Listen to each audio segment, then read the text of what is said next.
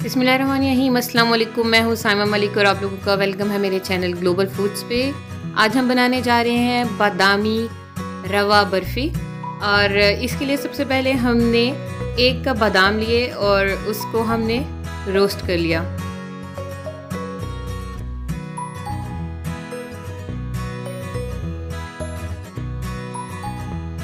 Roast करने के बाद फिर हमने उसको ऐसे क्रश कर लिया। उसको बिल्कुल पाउडर नहीं बनाना है। और एक अलग बर्तन में हमने 2.5 कप दूध को बॉयल होने के लिए रख दिया।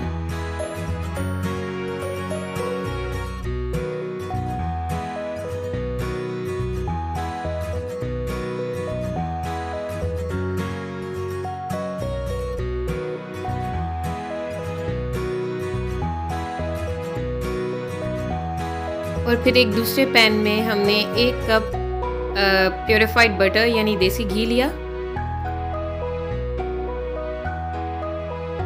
और फिर हमने उसको मेल्ट होने का वेट किया उसका।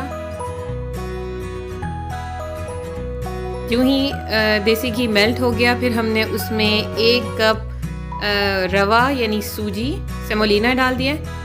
और फिर हम उसको अच्छे तरीके से भूनेंगे, मीडियम फ्लेम पे भूनेंगे। और इसको कंटिन्यूसली हमने हिलाना है, कंटिन्यूसली इसमें चम्मच घुमाना है हमने, ताकि उसका जो कलर चेंज होगा तो किसी एक साइड से ना हो और सारी रवा जो सारी सेमोलिना है वो एक जैसी रोस्ट हो जाए। और हमने उसको उस वक्त तक हिलाना है और उस वक्त तक पकाना है जब तक उसमें से हमें बहुत खूबसूरत सी खुशबू ना आना शुरू हो जाए और उसका कलर देखें हल्का सा चेंज होना शुरू हो जाता है। इस मौके पे हम इसमें जो बॉइलिंग मिल्क है वो हम इसमें ऐड कर देंगे।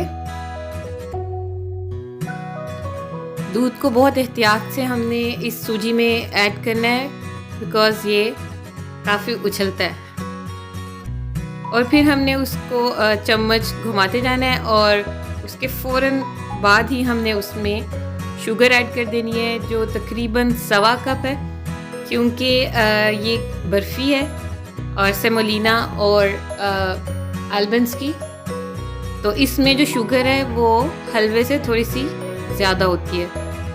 हलवे में जो शुगर का रेशो होता है वो सेम होता है, जितनी सेमोलिना होती है उतनी ही शुगर होती है, लेकिन इसमें थोड़ी सी ज़्यादा होती है। और बस हमने उसको अच्छी तरह रोस्ट कर लिया, उसको अच्छी तरह फ्राई कर लिया। और उसके अंदर फिर हमने थोड़ा सा इलायची पाउडर डाल दिया, तकरीबन ½ टीस्पून के करीब। और उसको फिर हम घुमाते जाएंगे, उसको मिक्स करते जाएंगे, चम्मच घुमाते जाएंगे। फिर उसमें हमने 1 कप रोस्टेड क्रश्ड आलमंड यानी बादाम का जो हमने चूरा बनाया था हमने वो ऐड कर दिया। अब इसको हम फिर से मिक्स करेंगे और इसको कंटिन्यूसली स्टर करते जाएंगे।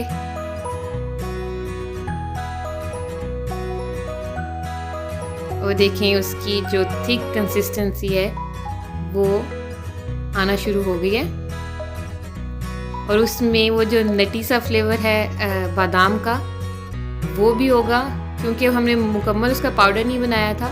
तो उसके जो चंक्स हैं वो आपकी बाइट में आएंगे।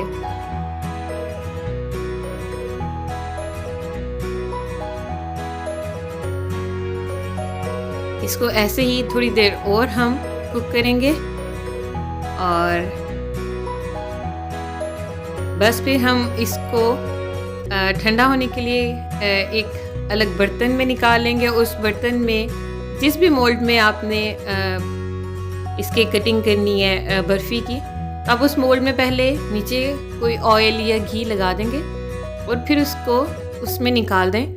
और उसके बाद ऊपर से आप इसको गार्निश कर सकते हैं आलमंड से और थोड़ा सा डेसिकेटेड कोकोनट, जो कि मेरा ऑल टाइम फेवरेट है, तो वो मैं इसके ऊपर डाल दूँगी।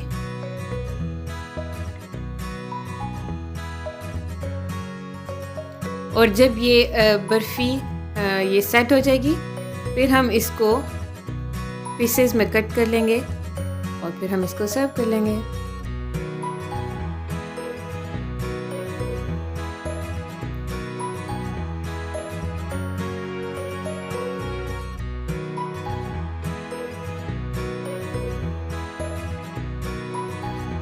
हमारी रवा आलमंड्स बर्फ़ी रेडी हो गई है। उम्मीद है आप लोग इसको ट्राई करेंगे और इन्जॉय करेंगे और प्यार बांटेंगे और खुश रहेंगे।